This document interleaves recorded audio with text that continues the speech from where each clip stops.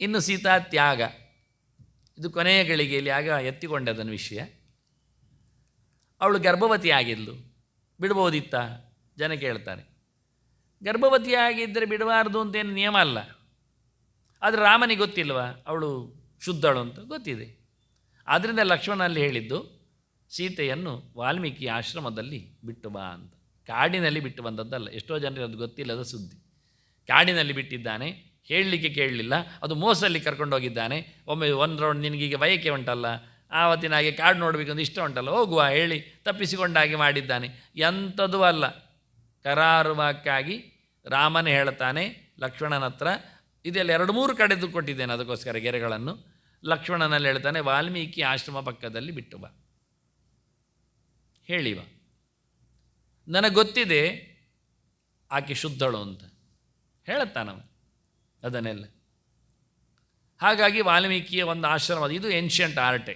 ವಾಲ್ಮೀಕಿಯ ಒಂದು ಹಿನ್ನೆಲೆ ಆಶ್ರಮದ್ದು, ಅವನ ಅಭಯದ ರಕ್ಷೆ, ಅವನೊಂದು ಗುಡಿಸಲು ಅಲ್ಲಿ ಸೀತೆಯನ್ನು ಬಿಟ್ಟದ್ದು.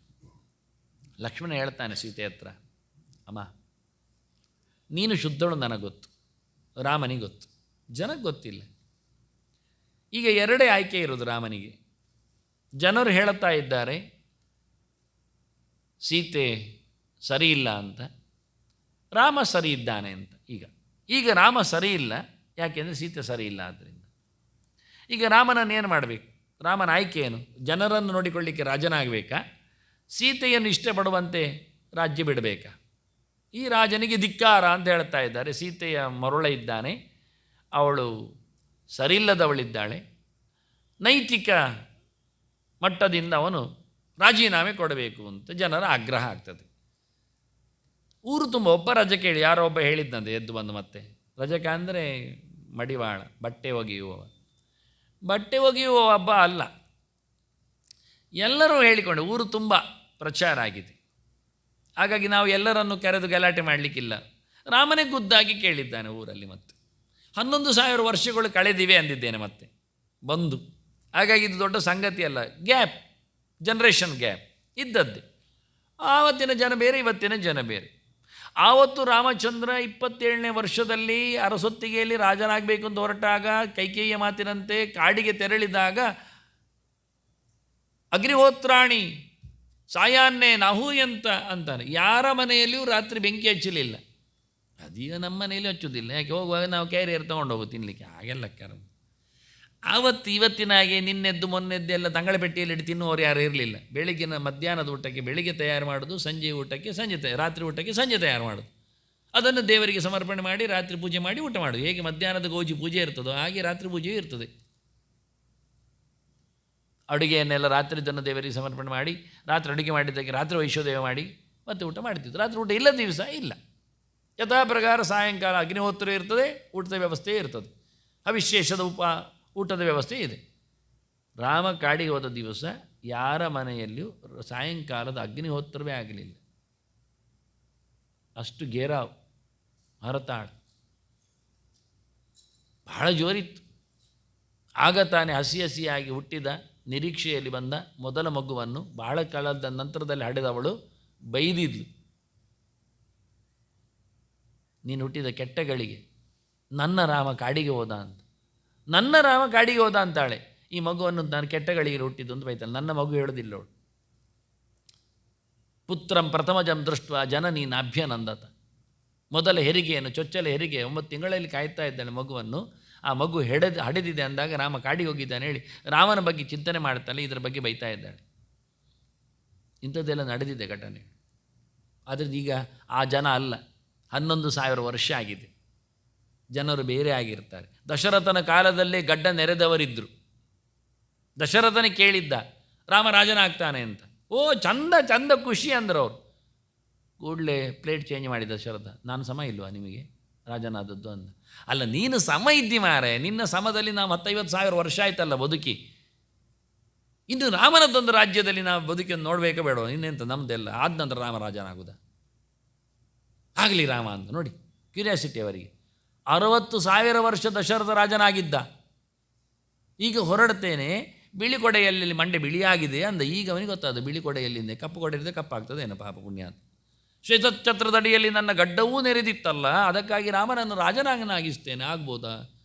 ಹೇಗೆ ಕೇಳೋದವ. ಆಯ್ತಾಯ್ತು ಎಲ್ಲರೂ ಅಂದರು. ಆಯ್ತು ಅಂದ ತಕ್ಷಣ ಭಾರಿ ಬೇಜಾರು. ಓಟ್ ಎಲ್ಲ ಮನೆಗೆ ಕೊಟ್ಟರೆ ಎಲ್ಲರೂ.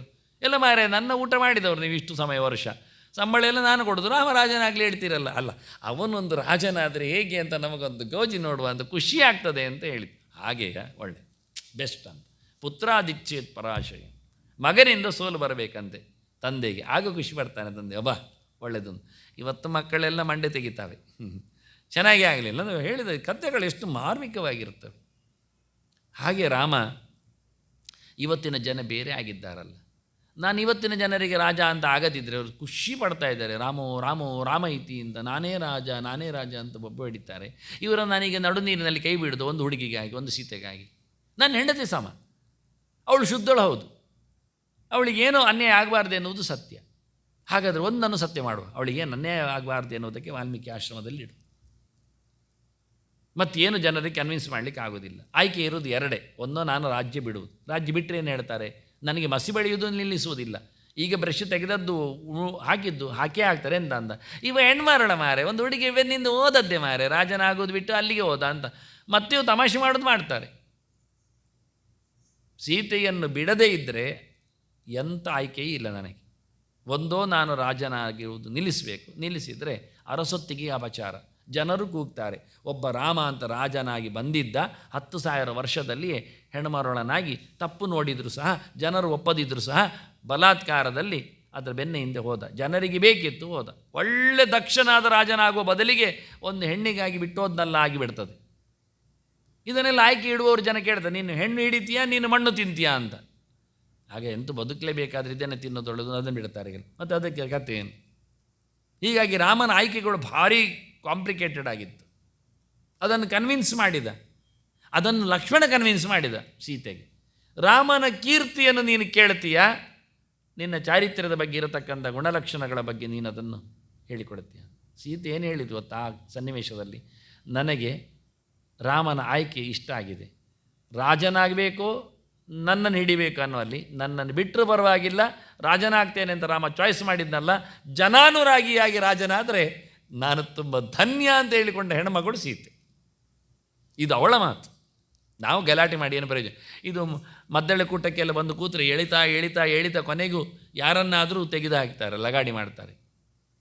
ವಾಸ್ತವ ಇಷ್ಟೇ, ಸೀತೆ ಒಪ್ಪಿದ್ಲು, ವಾಲಿಗೂ ಹಾಗೆ. ರಾಮ ಎದುರು ಬಂದು ನಿಂತಿದ್ದಾನೆ, ವಾಲಿ ಕೇಳುತ್ತಾನೆ ಏನು ಅಂತ. ಎದುರು ಬಂದರೆ ಹೊಡಿಬಾರ್ದಿತ್ತ ನಿನಗೆ, ಹಿಂಬದಿಯಲ್ಲಿ ಅಂತ ಹೊಡಿದು ಕೇಳ್ದ. ತಪ್ಪು ಮಾಡಿದವರು ಎಲ್ಲಿ ಹೊಡಿಬೋದಲ್ವ ಕೇಳ್ತಾನೆ ರಾಮ. ಹೌದು ಸರ್, ಪೆಟ್ಟು ತಿಂತೇನೆ. ಮತ್ತೆಂತ ಈಗ ಕೇಳ್ತಾನೆ ರಾಮ, ನೀನು ಬದುಕಬೇಕಾ, ಬಾಣ ತೆಗಿತೇನೆ ಹಿಂದೆ. ನೋಡಿ ರಾಮನ ಕತೆ, ಹೊಡೆದ ಬಾಣವನ್ನು ಹಿಂದೆ ತೆಗಿತೇನೆ, ಬದುಕಬೇಕಾ ಹೇಳ್ತಾನೆ. ಬೇಡ ಅಂದ. ಯಾಕೆ? ನಾನು ತಪ್ಪು ಮಾಡಿದ್ದ ಬಂದು ನೀನು ಹೇಳಿ ಅಂತ ನಾನು ಒಪ್ಪಿದ್ದೇನೆ. ಇಷ್ಟೇ ಮೊದಲ ಪ್ರಶ್ನೆ. ಎರಡನೇ ಪ್ರಶ್ನೆ ಅಷ್ಟೇ. ಮೊದಲನೇ ಪ್ರಶ್ನೆ ಹಿಂದದಿಯಲ್ಲಿ ಯಾಕೆ ಹೊಡೆದೆ ಅಂತ. ಹಿಂದೆಯಲ್ಲಿ ಯಾಕೆ ಹೊಡಿಬಾರ್ದ? ತಪ್ಪು ಮಾಡಿದವನಿಗೆ. ತಪ್ಪು ಮಾಡಿದರೆ ಎಲ್ಲಿ ಹೊಡಿಬೋದು? ಹೌದು ಸರಿ. ಮತ್ತೆ ಕೇಳ್ತಾನೆ ರಾಮ, ಚಾಯ್ಸ್ ನಿಂಗೀಗ ಎಂತ, ಬದುಕಬೇಕಾ, ಬಾಣ ತೆಗಿತೆ. ಬೇಡ ಅಂದ. ತಪ್ಪಾಯ್ತಲ್ಲ, ಶಿಕ್ಷೆ ಆಗಲೇಬೇಕಲ್ಲ, ನಾನಷ್ಟು ಪ್ರಾಮಾಣಿಕ ಇದ್ದೇನೆ, ತಪ್ಪು ಮಾಡಿದ್ದಕ್ಕೆ ಶಿಕ್ಷೆ ಪಡಿತೇನೆ ಅಂತ. ನನಗೆ ಕೊಟ್ಟ ಶಿಕ್ಷೆ ಒಳ್ಳೆಯದು, ನಿನ್ನಿಂದ ನಾನು ಸಾಯುವುದು ಚಂದ ಅಂತಾನೆ. ನನ್ನ ಮಗನನ್ನು ಚೆನ್ನಾಗಿ ನೋಡಿಕೊಳ್ಳಿ ಅಂದನು. ಎಂಥ ಪ್ರೀತಿ ವಿಷಯ ನೋಡಿ. ಅಂಗದ ನನ್ನ ಕೈಯಲ್ಲಿ ಕೊಟ್ಟು ವಾಲಿ. ಆದ್ದರಿಂದ ಅವರವರ ಮಾತಲ್ಲಿ ನಾವು ಮಾತಾಡಿದರೆ ನಾವು 1 ಗಂಟೆ ಚರ್ಚೆ ಮಾಡಲಿಕ್ಕೆ ಇಲ್ಲಲ್ಲಿ. ಮತ್ತೆ ನೀನು ಯಾರು, ನಿನ್ನದೆಂಥದ್ದು, ಮತ್ತೊಂದೆಂದು ಕೂಡ ಎಂಥದ್ದು ಇಲ್ಲ. ಎರಡೇಗೆರೆ ಇಲ್ಲಿ ವಾಲಿ ಎದುರು ಬರಲಿ ಹೇಳಿಬಿಟ್ರೆ ಮುಗಿದೋಯ್ತು. ಈಗ ವಾಲಿಗೆ ಪಂಪ್ ಹೊಡೆದು ಸಾಯುವುದಿಲ್ಲ ಮಾಡು, ಹೇಗಾದರೂ ರಾಮನನ್ನು ಸಾಯಿಸೊಂದು ಮಾಡಿ ಕೊನೆಗೆ ಅವನಿಗೆ ಹೊರಗೆ ಬಂದಾಗ ನೋಡಬೇಕು ವಾಲಿ ಪಾತ್ರ ಮಾಡಿದವನು ಏನೊಂದು ಸನ್ಮಾನ ಇಲ್ಲ ಆಗ್ಬೋದು. ಇವತ್ತಾದರೂ ನೀನು ರಾಮನನ್ನು ಚೌಕಿ ಕಳಿಸಿದೇ ಬಿಟ್ಟಿಯಲ್ಲ. ಚೌಕಿಂದ್ರೆ ಇದಲ್ಲ, ಊಟದ್ದಲ್ಲ, ವೇಷದ್ದು. ನಮಗೆ ಕೆಲವೊಂದು ಚೌಕಿಂದ್ರೆ ಯಾವುದು ಗೊತ್ತಾಗೋದಿಲ್ಲ. ಹಾಗೆ ಕೃಷ್ಣ ಸಂಧಾನದಲ್ಲಿ ಹೀಗೆ, ಸೀತೆ ಪರಿತ್ಯಾಗದಲ್ಲಿ ಸೀತೆ ಬಾಯ್ಬಿಟ್ಟು ಹೇಳಿದ್ದು ಎರಡೇ ಚಾಯ್ಸ್ ಇರೋದು. ಒಂದೋ ರಾಮ ನನ್ನೊಟ್ಟಿಗೆ ಬರೋದು, ಒಂದೋ ರಾಮ ರಾಜ್ಯದಲ್ಲಿ ಇರೋದು. ರಾಮನ ಕೀರ್ತಿಗೆ ಕಳಂಕ ಬರಬಾರದಂತೆ ಒಬ್ಬ ಪ್ರಜೆಯೂ ಎದುರಾಗಬಾರ್ದದ್ರಲ್ಲಿ ನಾನು ಒಬ್ಬಳು ಪ್ರಜೆಯನ್ನು. ನಾನಿವತ್ತು ಹೆಂಡತಿಯಾಗಿ ರಾಮನನ್ನು ನಾನು ಎಳೆಯುವುದಲ್ಲ, ನಾವಳೊಬ್ಬಳು ಪ್ರಜೆಯಾಗಿ ರಾಮನನ್ನು ನಾನು ಮೆರೆಯಿಸುವುದಾಗಿದ್ದರೆ ನಾನು ಖಂಡಿತವಾಗಿಯೂ ತ್ಯಾಗ ನಾನು ಮಾಡಲಿಕ್ಕೆ ಸಿದ್ಧ ಹೇಳಿ ಅವಳು ತ್ಯಾಗ ಮಾಡಿದ್ದು. ಸೀತೆ ಸ್ವಯಂ ತ್ಯಾಗ ಮಾಡಿದ್ದು ಹೊರತು ರಾಮ ತ್ಯಾಗ ಮಾಡಿದ್ದಲ್ಲ. ಇದು ಸೀತೆ ಗೊತ್ತು, ಜನರಿಗಂತೂ ಅದಕ್ಕಿಂತ ಮೊದಲು ಗೊತ್ತು. ಮತ್ತು ಇನ್ನೂ ಗಮ್ಮತ್ತು ಹೇಳಿದರೆ ಇದೆಲ್ಲ ನಾಟಕವೇ ಅಲ್ವಾ. ಪ್ರತ್ಯಕ್ಷವಾಗಿ ಸೀತೆ ಲಕ್ಷ್ಮಿಯಾಗಿ ರಾಮನ ಪಕ್ಕದಲ್ಲೇ ಇದ್ಲು, ಯಾರಿಗೆ ಕಾಣುವುದಿಲ್ಲಷ್ಟು ವಿಷಯ ಇಷ್ಟು. ಇದೆಲ್ಲ ಬೇರೆ ಬೇರೆ ಕಥೆಗಳೆಲ್ಲ ವಾಸ್ತವವಾಗಿ. ಮತ್ತು ವಾಲ್ಮೀಕಿಗೆ ಕತೆ ಬೇಕಲ್ಲ, ಕತೆಗೆ ಮಕ್ಕಳು ಬೇಕಲ್ಲ. ಹಾಗಾಗಿ ರಾಮ ಲವಕುಶರಲ್ಲಿ ಹೋಗಿ ಸೀತೆಯನ್ನು ನಾನೇ ನೋಡಿಕೊಂಡೆ ಅಂದಾಗ ಪಾತ್ರ ವ್ಯಾಸರು ಆಗಿ ಮಹಾಭಾರತದಲ್ಲಿ ತಾವೇ ಅಜ್ಜರಾಗಿ ಧೃತರಾಷ್ಟ್ರನ ಪಾಂಡವಿನ ಅಪ್ಪನಾಗಿ ಯಾರಾದರೂ ತಮ್ಮ ಮಕ್ಕಳ ಕಥೆಯನ್ನು ಇಷ್ಟು ಚೆನ್ನಾಗಿ ಬರೀತಾರ? ಎಲ್ಲ ಬೆಪ್ಪಗಳಿದ್ದಾವೆ, 100 ಜನ ನನ್ನ ಮೊಮ್ಮಕ್ಕಳು ಅಂತ ಹೇಳಿಕೊಂಡು ಯಾರಾದರೂ ಬರೆದಾರ? ಅದು ವ್ಯಾಸರೊಬ್ಬರೇ ಬರೆದದ್ದು, ಯಾರು ಬರೀಲಿಕ್ಕಿಲ್ಲ. ಬರೆದು ಒಂದೊಮ್ಮೆ ಹಾಳು ಜನ ಇದ್ದರು, ಎಷ್ಟು ಚೆನ್ನಾಗಿದ್ದಾರೆ ಗೊತ್ತುಂಟ, ಒಳ್ಳೆದಿದ್ದಾರೆ ಗೊತ್ತು, ಹೀಗೆ ಬರೆಯೋರೆ. ಧೃತರಾಷ್ಟ್ರನ ಬಗ್ಗೆ, ಪಾಂಡವಿನ ಬಗ್ಗೆ, ಕೌರವರ ಬಗ್ಗೆ ಒಂದು ಕರಾರುವಾಕಾಗಿ ಕ್ಲಿಯರ್ ಪಿಕ್ಚರ್ ಕೊಟ್ಟದ್ದು ವ್ಯಾಸರೊಬ್ಬರೇ, ಮನೆ ಮಂದಿಯಾಗಿ ಕಥೆಯನ್ನು ಅಷ್ಟು ಚೆನ್ನಾಗಿ ಹೇಳಿದವು. ಅದು ಡ್ಯಾ. ಹಾಗಾಗಿ ವಾಲ್ಮೀಕಿಗೂ ತನ್ನ ಆಶ್ರಮದಲ್ಲೇ ರಾಮನ ಮಕ್ಕಳಿದ್ದರು, ರಾಮನ ಚರಿತ್ರೆ ಹೇಳಿಕೊಟ್ಟೆ. ಲಾಸ್ಟ್ ಮೂಮೆಂಟಲ್ಲಿ ಡ್ಯಾಶ್ ಮತ್ತೆ ನೋಡುವ, ಲಾಸ್ಟ್ ನೀನೆಲ್ಲ ಹೇಳೋದು ಕೊನೆ, ಮತ್ತೆ ನೋಡು ಏನಾಗುತ್ತೆ ಅಂತ ಕ್ಯೂರಿಯಾಸಿಟಿ ಇಟ್ಟು. ಬಹಳ ಅದ್ಭುತವಾದಂಥ ಚರಿತ್ರೆ ವಾಸ್ತವವಾಗಿ. ಹಾಗಾಗಿ ಸೀತೆಯ ತ್ಯಾಗದಲ್ಲಿ ಇರತಕ್ಕ ಕೆಲವು ಮಾತುಗಳು ಇದು ನನಗೆ ಜನರಿಗೆ ಅದನ್ನು ಸಂದೇಶ ಕೊಡಬೇಕು ಅಂತೇಳಿ ಹಠ ಮಾಡಿದವ ಸ್ಲೈಡ್ಸ್ ಹಾಕುವಾಗ ಮೈತೋಷಾಚಾರ್ಯ. ಅದಕ್ಕಾಗಿ ಇದೆಲ್ಲ ಇಲ್ಲೇ ಕೆಲವು ಲಾಸ್ಟ್ ಫಿಟ್ಟಿಂಗ್ಸ್ಗಳೆಲ್ಲ ಕೆಲವು ಕೇವಲ ರಾಮನವಮಿಯಲ್ಲಿ ಕೊಡಬೇಕಾದ ಕೆಲವು ಸಂಗತಿ ಇದು